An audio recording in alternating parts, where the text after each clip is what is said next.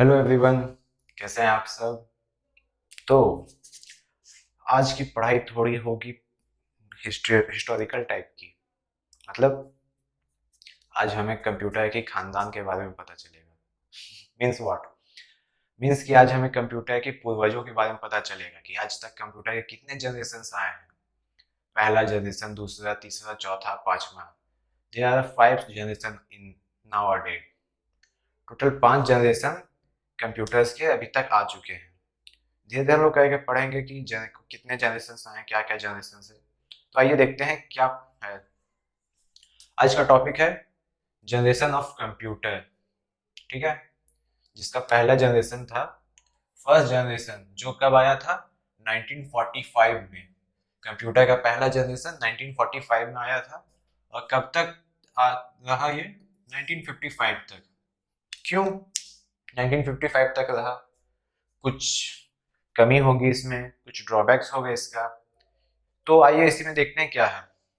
तो इसका डेफिनेशन क्या है, इसके बारे में। In this first generation of computer, पहला जनरेशन में, कंप्यूटर का पहला जनरेशन में, it had been use vacuum tube. ये बातें याद रखिएगा, वैक्यूम ट्यूब ये पूछा जाता है कि कंप्यूटर के पहला जनरेशन में कौन सा ये मशीन का यूज हुआ था। तो वैक्यूम ट्यूब। वैक्यूम ट्यूब जानते हैं क्या होता है? सिंपली जो पहले हम लोग 100 वाट का बल्ब जलाते थे ना, जो 100 वाट का हम लोग बल्ब जलाते थे, ऐसा फिलामेंट होता होगा, इसी टाइप का ट्यूब रहते थे, वर्टिकल हॉरिजॉन्टल शेप में। उसे कहते थे वैक्यूम ट्यूब। ठीक है, तो वैक्यूम ट्यूब टेक्नोलॉजी के साथ बनाया गया था कंप्यूटर को, जो पॉसिबल होता था टू डू कैलकुलेशन। जब वैक्यूम ट्यूब के साथ कंप्यूटर को बनाया गया, तो उसके बनाने के बाद पॉसिबल हो सका कि कैलकुलेशन करना। कैसे कैलकुलेशन करना? मैथमेटिकल जो कैलकुलेशन करते हैं वो सब। In this generation, in this generation, computers are used for scientifically applications, and programming was done in machine level languages. Okay, यहाँ पे एक वर्ड यूज किया गया है, मशीन लेवल लैंग्वेजेस। ये क्या होता है, याद करिए। मशीन लेवल लैंग्वेज क्या होता है? मैं कुछ दो वर्ड लिखता हूँ, 0 और 1। This is machine level language. कैसे? कैसे मशीन लेवल लैंग्वेज है? क्योंकि जो कंप्यूटर जब स्टार्टिंग में पहला जनरेशन में आया था, तो इसी कोडिंग पे वर्क करता था, 0 1 0 1 0 1। ठीक है, और आजकल जो आप पावर बटन देखे होंगे ऑन ऑफ का, तो उसमें एक सिंबल देखे होंगे, ये देखिए, ऐसा ऐसा करके सिंबल देखे होंगे। ये सिंबल आप लोग जानते क्या है? बहुत कोई देखे होंगे, आपके टीवी के रिमोट में होंगे, आपके सीपीयू में होंगे। ये ये सिंबल 0 और 1 से मिलके बना है। ये 0, इसको बीच से हटा दिया गया, और बीच में यहाँ 1 फिट किया गया। तो ये सिंबल 0 और 1 से बना है। इसी को कहते हैं मशीन लेवल लैंग्वेज, कि 0 1 0 1 की भाषा में पहले होते थे। तो फर्स्ट जनरेशन में कौन कौन से कंप्यूटर्स थे? IBM 701। और दूसरे कंप्यूटर क्या थे? ENIAC। ठीक है, तो इसमें हम क्या देखें? पहला जनरेशन में कंप्यूटर क्या देखें कि वैक्यूम ट्यूब यूज किया जाता है, जिससे कैलकुलेशन करने में हमारी मदद होती है। और उसके बाद क्या, मशीन लैंग्वेज में ये वर्क करता है। जैसे हमारी बोलचाल भाषा क्या है? मैं हिंदी बोल रहा हूँ, आप लोग समझ रहे हैं, तो हमारी लैंग्वेज क्या होगी? हिंदी लैंग्वेज हो गई। लेकिन जो मशीन के लिए जो कोडिंग किया जाता है, वो मशीन लेवल लैंग्वेज में 0 1 के भाषा में किया जाता है। ठीक है, अब आगे का टॉपिक देखते हैं। तो पहला जनरेशन हम लोग सीख चुके थे, अब सेकेंड जनरेशन। अब आप ये सोचिए कि सेकंड जनरेशन क्यों आया? पहला जनरेशन में क्या कमी थी जो सेकंड जनरेशन को आना पड़ा? पहला कमी ये थी कि वो वैक्यूम ट्यूब से चलता था, मतलब कि बहुत सारे वैक्यूम ट्यूब्स। अब आप एक 100 वाट का बल्ब जलाइए, 1 घंटे में वो कितना गर्म हो जाता है। उसमें तो हजारों वैक्यूम ट्यूब्स लगे हुए थे कंप्यूटर में। तो वो बहुत ज्यादा गर्म होने के कारण से उसको एसी रूम में रखना पड़ रहा था। एसी रूम तभी के जमाने में होते थे, लेकिन एसी रूम में रखना पड़ता था, जो हायर कॉस्टली था। ये कंप्यूटर बनाने में बहुत ज्यादा पैसा लगता था। जब हम लोग देखते देखते रहे कि ये इसमें पैसा खर्च ज़्यादा हो रहा है, ये ज़्यादा हीट प्रोड्यूस कर रहा है, इसके लिए हमको एसी चलाना पड़ता है और इसके लिए इलेक्ट्रिसिटी बिल बहुत आती थी। तो इस वजह से फर्स्ट जनरेशन कंप्यूटर को अपडेट करके सेकंड जनरेशन लाया गया। तो सेकंड जनरेशन में क्या क्या फीचर्स दिया गया देखते हैं। सेकंड जनरेशन कब आया? सेकंड जनरेशन 1955 में आया और 1964 तक रहा। इसमें भी कुछ कमी होंगी जो 1964 तक रहा। तो देखते हैं क्या था इसमें। The second generation of computer use transistor technology. ये नोट करेंगे, ट्रांजिस्टर टेक्नोलॉजी। जनरेशन 1 में देखे थे क्या कि वैक्यूम ट्यूब से हम लोग कहते थे वर्क, लेकिन जब सेकंड जनरेशन आया तो हम लोग ट्रांजिस्टर यूज किए और which made the size of the computer a little concise and faster. जब ट्रांजिस्टर का यूज किया गया तो उसका जो साइज था, जो वैक्यूम ट्यूब ज्यादा जगह ले रहा था, तो साइज छोटा हो गया और थोड़ा फास्टर हो गया, जिससे लेकिन इसमें भी ये है कि ये हीट प्रोड्यूस करता था, इसको एसी रूम में रखना पड़ता था और ये भी इलेक्ट्रिसिटी ज्यादा खाता था। तो क्या था, इन this generation the computer is used for scientific applications. ज्यादातर कंप्यूटर साइंटिफिक एप्लीकेशंस के लिए यूज किया जाता था। इसी के पॉइंट ऑफ व्यू से कंप्यूटर बनाया गया, क्योंकि तब के जो साइंटिस्ट थे, न्यूटन के टाइम में तो शायद नहीं था, न्यूटन के टाइम में नहीं था, न्यूटन के टाइम में कंप्यूटर रहता तो और फास्टली वर्क होता उसका। ठीक है, तो मेनली जो कंप्यूटर स्टार्टिंग में बनाया गया, फर्स्ट जनरेशन सेकंड जनरेशन जो आया, वो मेनली साइंटिस्ट लोग को मोटिव करके उसको देखते हुए बनाया गया, क्योंकि ज्यादा कैलकुलेशन वर्क साइंटिस्ट लोग को करना पड़ता था अपने रिसर्च के लिए। तो एंड कमर्शियल एप्लीकेशंस, जो कमर्शियल एप्लीकेशंस तब के थे तभी यूज करने के लिए वो सेकंड जनरेशन में यूज होता था। और programming was done is high level programming languages. ठीक है, देखिए इसमें क्या बोला गया है, high level programming languages. Generation 1 में क्या था, फर्स्ट जनरेशन में क्या था कि उसमें मशीन लैंग्वेज यूज किया जाता था 0-1 के फॉर्मेट में, लेकिन यहाँ पे हाई लेवल लैंग्वेज यूज किया जाता है। ठीक है, सच एज जो पहला कंप्यूटर था सेकंड जनरेशन का, वो IBM 7030 और दूसरा हैनवेल 400। ये सब कंप्यूटर्स के नाम है जो तभी के जनरेशन में बने हुए थे। ठीक है, तो सेकेंड जनरेशन समझ गए। आते हैं अब थर्ड जनरेशन में। सेकेंड जनरेशन तक हम लोग पढ़ लिए थे, अब आता है थर्ड जनरेशन। थर्ड जनरेशन में भी कुछ चेंजेस किए गए ताकि और कंफर्टेबल हो और पैसा कम लगे और फायदा ज्यादा दे। ठीक है, तो देखते हैं थर्ड जनरेशन में क्या है। थर्ड जनरेशन कब स्टार्ट हुआ था? 1964 से 1974। जाहिर सी बात है कि इसमें भी कुछ ना कुछ कमी होगी जो 1974 तक चला। ठीक है, अब देखते हैं कि थर्ड जनरेशन में क्या क्या चेंजेस किए गए थे। In the third generation of computers it had been integrated circuit. ये मार्क करेंगे, इंटीग्रेटेड सर्किट। पहला जनरेशन में क्या यूज किया था? Vacuum tube. दूसरा जनरेशन में ट्रांजिस्टर, और इसमें इंटीग्रेटेड सर्किट। इसमें देख रहे हैं धीरे धीरे आपको चेंज करते जा रहा है ताकि और इसको कंफर्टेबल बनाया जाए और इसका यूज अच्छे से किया जाए। तो इंटीग्रेटेड सर्किट का यूज किया गया है which made the faster comparatively and reliable.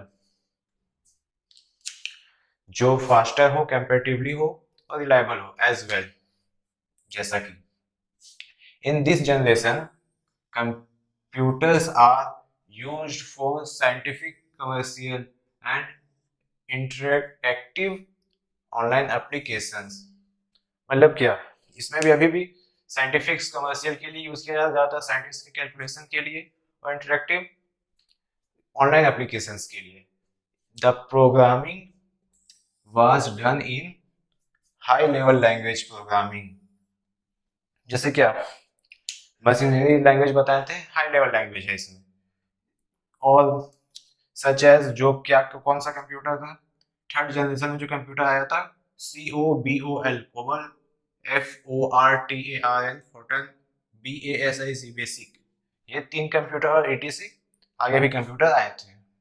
तो थर्ड जनरेशन में बस यही था कि सेकंड जनरेशन को कुछ अपडेट करके जो ट्रांजिस्टर था उसको हटा के ये लाया गया इंटीग्रेटेड सर्किट, और चेंजेस करके देखा गया कि कौन ज़्यादा कंफर्टेबल है, जो कम एनर्जी में ज़्यादा वर्क प्रोवाइड करे, तो ये सब देखा जा रहा था। तो ठीक है, फोर्थ जनरेशन देखते हैं। थर्ड जनरेशन देखने के बाद हम लोग आते हैं फोर्थ जनरेशन में। फोर्थ जनरेशन में ही डेस्कटॉप का इन्वेंशन हुआ था, कि डेस्कटॉप बनाया गया। फोर्थ जनरेशन में क्या, इसमें भी चेंज किया गया था कुछ, जिससे वो और कंफर्टेबल हो और पैसा कम लगे और फायदा ज़्यादा दे। तो देखिए फोर्थ जनरेशन में क्या आता है। फोर्थ जनरेशन कब आया था? 1975 टू 1989। डेट याद रखिएगा, एग्जाम में डेट पूछा जाता है।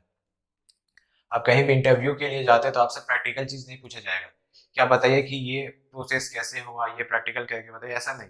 जब आप कंप्यूटर के इंटरव्यू के लिए जाते हैं, डीसी प्लस में कहीं भी आप इंटरव्यू दीजिएगा, तो मैक्सिमम क्वेश्चन आपका थ्योरी से पूछेगा। मैक्सिमम मैक्सिमम क्वेश्चन आपको थ्योरी से पूछेगा। तो ये सब जो डेट है, कौन सा जनरेशन कब आया था, फर्स्ट जनरेशन में वैक्यूम ट्यूब यूज हुआ था, ये सब क्या क्या यूज हुआ था, ये सब जानना बहुत जरूरी है। ठीक है, तो ये कब स्टार्ट हुआ था? फोर्थ जनरेशन कब आया था? 1975 टू 1989। अब देखिए इसमें क्या होता है। इन दिस जनरेशन, इस जनरेशन में of computer, there had been used microprocessor. Microprocessor का इन्वेंट जब हुआ, तो आज भी देखिए माइक्रो प्रोसेसर का यूज हो रहा है, क्योंकि ये अच्छा है, कंफर्टेबल है, चीप एंड बेस्ट है, जो अच्छे से मतलब कि एफोर्ड किया जा सकता है। तो आज तक देखिए माइक्रो प्रोसेसर का यूज हो रहा है। तो आगे देखते हैं क्या बोलता है। माइक्रो प्रोसेसर इनसाइड, इसके अंदर फोर्थ जनरेशन के कंप्यूटर के अंदर माइक्रो प्रोसेसर था। टू वर्क फार बेटर, मतलब थर्ड थर्ड जनरेशन से फार बेटर वर्क करता था, कंपैरेटिवली, और अच्छे से वर्क करता था। This is the most reliable amount and very short in size. जब फोर्थ जनरेशन के कंप्यूटर आए डेस्कटॉप ये सब, तो ये बहुत रिलायबल था, बहुत आरामदायक था, और शॉर्ट इन साइज, छोटे साइज का था, एक टेबल में एडजस्ट हो जाता था। तो टू बी पोर्टेबल, यहाँ देखिए बोला गया to be portable anywhere you want, मतलब कहीं भी किसी भी कोने में आप रख सकते थे जहां आपको जरूरत है। तो आगे देखिए क्या बोलता है। In this generation computers used for scientific, commercial और इंटरैक्टिव ऑनलाइन एप्लीकेशंस। जाहिर सी बात है, कंप्यूटर का मेन यूज तो साइंटिस्ट लोग करते थे अपने कैलकुलेशंस के लिए, अपने थ्योरीज के लिए। तो साइंटिस्ट के लिए यूज तो उनके लिए और आसान हो गया, कि चीप एंड बेस्ट था, मतलब कि थोड़ा सस्ता था और थोड़ा अच्छे फीचर्स के साथ, न ज़्यादा एसी की जरूरत पड़ती थी, न ज़्यादा इलेक्ट्रिसिटी खाता था। तो इसलिए साइंटिस्ट बहुत आरामदायक था। तो कमर्शियल और इंटरेक्टिव ऑनलाइन एप्लीकेशंस के लिए यूज किया जाता था, एंड नेटवर्क एप्लीकेशंस। ठीक है, इसका प्रोग्रामिंग क्या किया गया था? Programming was done in high level programming languages. देखिए एक चीज नोट किए थे, फर्स्ट जनरेशन में सिर्फ मशीन लैंग्वेज यूज किया गया, बाकी सेकेंड थर्ड फोर्थ चारों जनरेशन में, तीन जनरेशन और फर्स्ट जनरेशन को छोड़ के मशीन लेवल लैंग्वेजेस यूज को हटा के हाई लेवल लैंग्वेज यूज किया गया, क्योंकि कहीं ना कहीं ये प्रॉफिटेबल होगा। जो हाई लेवल लैंग्वेजेस है ये कहीं ना कहीं प्रॉफिटेबल होगा, इसलिए इसको यूज किया गया सेकेंड थर्ड फोर्थ जनरेशन में भी। तो देखिए, जब फोर्थ जनरेशन का पहला कंप्यूटर कौन सा था? IMB PC। पीसी का बहुत कोई फुल फॉर्म बोलते होंगे पर्सनल कंप्यूटर, या इट्स ट्रू, पीसी का फुल फॉर्म पर्सनल कंप्यूटर होता है। ठीक है, तो ये था फोर्थ जनरेशन, जो ज्यादा अच्छा लगा साइंटिस्ट लोग के लिए, सबके लिए अफोर्डेबल था। तो आगे देखते हैं फिफ्थ जनरेशन है, कि फिफ्थ जनरेशन क्यों आना पड़ा, क्या क्या कमी हो गई इसमें भी जो फिफ्थ जनरेशन को आना पड़ा। आइए देखते हैं। फोर्थ जनरेशन तक हम लोग देख चुके थे क्या थे, क्या क्या फीचर्स डेवलप किए गए, क्या क्या अपडेट्स किए गए, क्या क्या चेंजेस लाए गए उसमें। अब ये लास्ट जो है, लास्ट जनरेशन है फिफ्थ जनरेशन, जो अभी के डेट तक ये चल रहा है। इसके बाद फिफ्थ जनरेशन के आगे कोई भी जनरेशन ऑफ कंप्यूटर्स नहीं आए हैं। तो देखते हैं फिफ्थ जनरेशन में ऐसा क्या है जो अभी तक चल रहा है। ये फिफ्थ जनरेशन कब स्टार्ट हुआ था? 1989 में, इसको 1989 में लाया गया फोर्थ जनरेशन के बाद, टिल डेट, मतलब अभी तक ये चल रहा है फिफ्थ जनरेशन। तो कुछ खास बात होगी इसमें, इसलिए अभी तक चल रहा है। तो देखते हैं क्या खास बात है। This is the generation of computers where computers are assigned automatically intelligence, the use of artificial intelligence where they will use their own IQ to solve a problem at end। इतने लंबे लाइन का क्या मतलब आता है कि this generation of computer, ये जो जनरेशन है fifth generation, was assigned and automatically intelligence, जो अपने काम को अच्छी तरह से वर्क करता है with artificial intelligence and where they will be used on IQ to solve a problem. IQ आप लोग समझते हैं क्या होता है आईक्यू? हम लोग बोलचाल की भाषा में सुनते हैं कि तुम्हारा आईक्यू लेवल बहुत कम है, मतलब सोचने की, समझने की, काम करने की शक्ति कम है। तुम आईक्यू लेवल तुम्हारा जीरो है, मतलब तुम कुछ उस डेवलपिंग हिसाब से तुम सोच नहीं सकते, कुछ वैसा कर नहीं सकते, तो आईक्यू ये से कहते हैं।